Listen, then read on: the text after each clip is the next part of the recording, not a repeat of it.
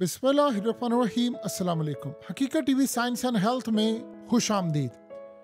अगर आपने देखना है कि इजराइल पर हमला कहते किसको हैं तो ये मनाजिर देखिए।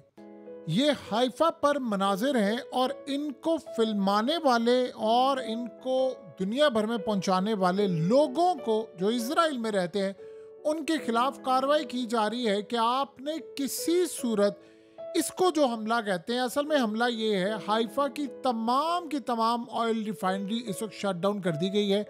इतने ईरान ने हमले किए हैं, इतना तबाहकुन हमला किया, इतना तबाहकुन हमला किया है कि आप ये सोचे पैरालाइज कर दिया है इन्होंने हाइफा को।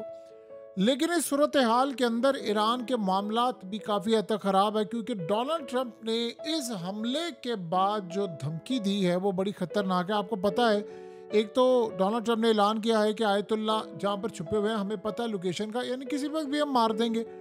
और उसने कहा अभी हम मारेंगे नहीं, कुछ अरसे बाद। यानी आप सोचें, उसने यहाँ तक कह दिया कि अभी नहीं मारेंगे, मैं आपको आखिरी मौका दे रहा हूँ, सरेंडर कर दे।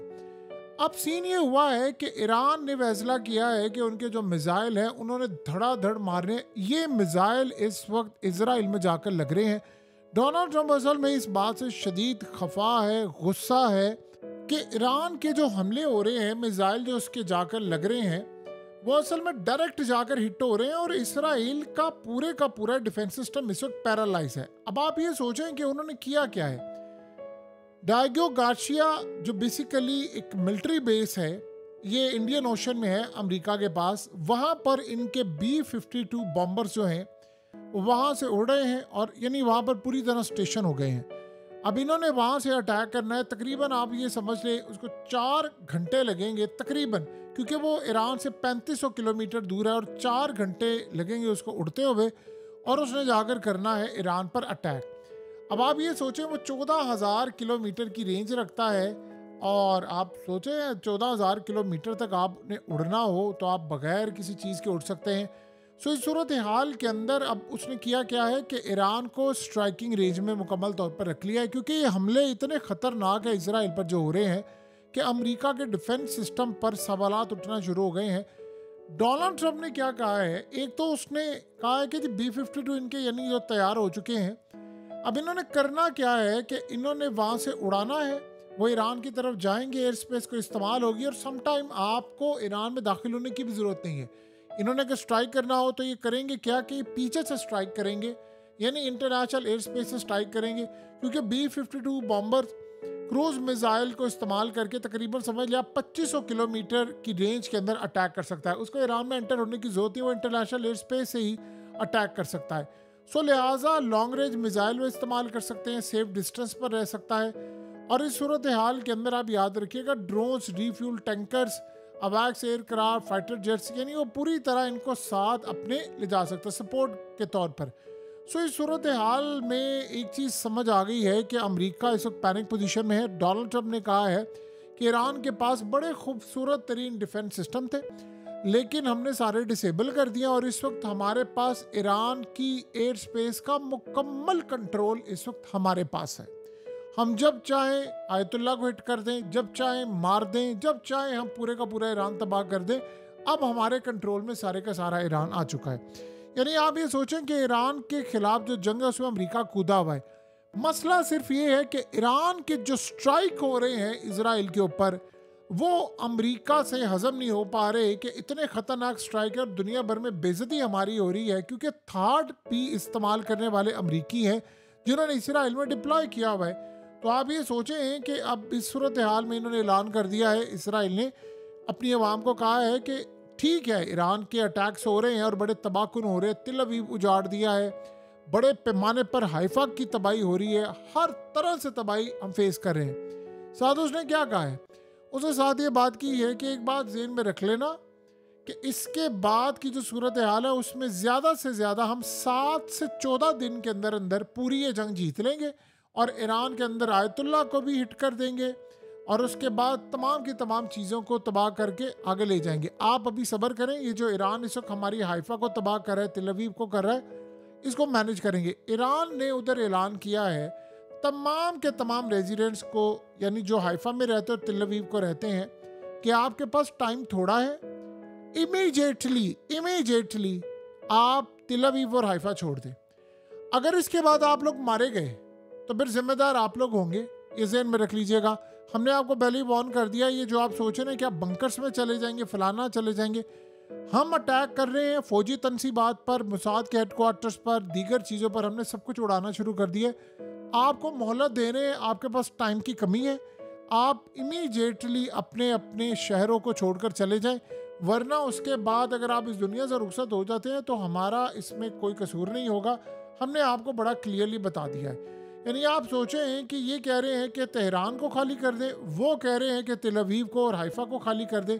सो लिहाजा अब इस सूरत हाल में ईरान की जानिब से कहा गया है कि अभी तक हमने जो स्ट्राइक किए हैं, जो आपको रात की तारीकी में स्ट्राइक नज़र आते हैं, जो तबाहकुन है, जो मार रहे हैं, उजाड़ है, और अभी जो दिन की रोशनी में इन्होंने अटैक किए हैं, ईरान की जानिब से कहा गया है कि अभी जो हमने स्ट्राइक किए हैं ये सिर्फ एक वार्निंग थी।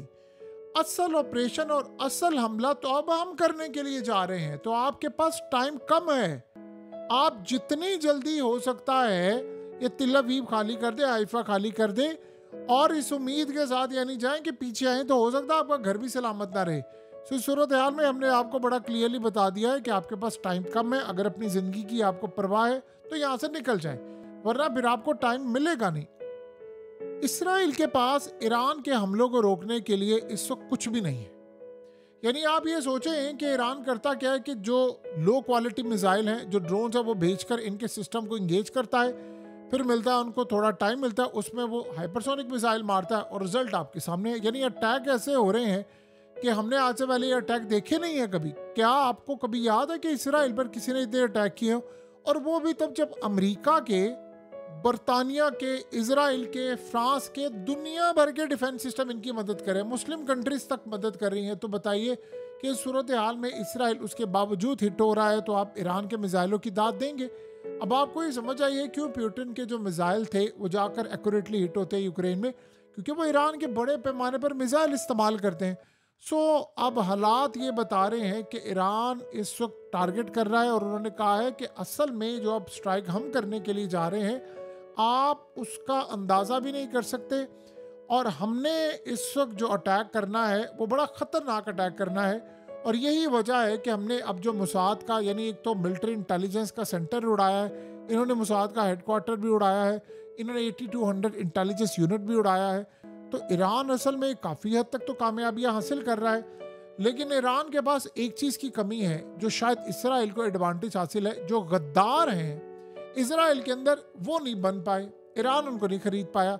लेकिन ईरान के अंदर इतने गद्दार हैं कि आज अंदाज़ा करें, कोई एक आम इंसान अगर ये सोचे तो उसके ऊपर क्या बीती है कि डोनाल्ड ट्रंप ने कहा है कि मैं ऑप्शन दे रहा हूँ आयतुल्ला, तुम्हें कंप्लीट सरेंडर कर दो, तुम्हारी पूरी फ़िज़ा हमारे कंट्रोल में है, और हमें पता है तुम कहाँ पर छुपे हो, हमने किसी भी वक्त तुम्हें मार देना है, तो अभी नहीं मारेंगे, बाद में मार देंगे, हमें पता है, हम तुम्हें मौका दे रहे हैं, सरेंडर कर दो। यानी आप अंदाज़ा करें कि जब आप किसी जगह, पुतिन को ये नहीं मार सके, 20 हमले किए इन्होंने, उनके अंदर भी गद्दार है, लेकिन वो इस लेवल के नहीं जो ईरान में है। तो आप सोचें यूक्रेन की जंग में इन्होंने कितने हमले किए, रिसेंटली उसके हेलीकॉप्टर पर भी हमला किया, तो वहाँ पर भी ये कोशिश कर रहे हैं। लेकिन सवाल ये है कि ईरान के अंदर आर्मी चीफ से लेकर आयतुल्ला से लेकर तमाम लोगों को ये टारगेट करने जा रहे हैं, तो बाकी सूरत हाल क्या रहेगी? हालात इस वक्त काफ़ी ज़्यादा ख़राब है, और मामला ये है कि इसराइल से मिसाइल रुक नहीं पा रहे, और वहाँ पर इन्होंने फ़ौरन मीडिया को कर दिया है बैन कि आपने किसी सूरत कवरेज नहीं करनी है, आपने बताना नहीं है कि हमारा नुकसान क्या हो रहा है। अब आप सोचें कि आज मुसाद का यानी पूरा एक सेंटर तबाह किया है, 8200 इंटेलिजेंस यूनिट तबाह किया है, सोचें इसके इर्द गिर्द कितनी सिक्योरिटी लेयर होगी। आप दुनिया को 1000 दफ़ा ये कहते रहें कि वहाँ पर कम लोग थे या लोग नहीं थे, हमने खाली कर लिया, आपने पूरी बिल्डिंग तबाह हो गई है।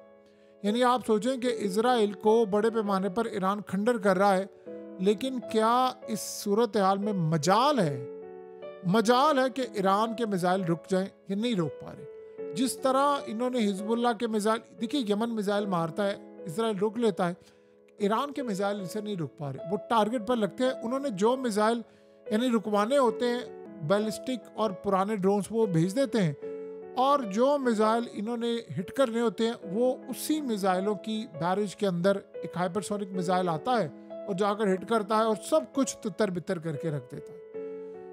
हालात अब ये बता रहे हैं कि मामलात काफ़ी हद तक ख़राब हैं चीज़ों के लिए, और इसराइल पैनिक में है कि ईरान के हमले हमसे रुक नहीं पा रहे और इसीलिए वो अमेरिका को ड्रैग करके इस जंग में ले आया है। सवाल ये है कि अगर अमेरिका इस जंग में आ सकता है तो फिर 57 इस्लामिक मुल्क ईरान की मदद करने के लिए क्यों नहीं आ सकते? लेकिन अफसोस ये है कि मदद किसी ने नहीं करनी, और ये बात हम सबको पता है कि ईरान ने अकेले ये जंग लड़नी है।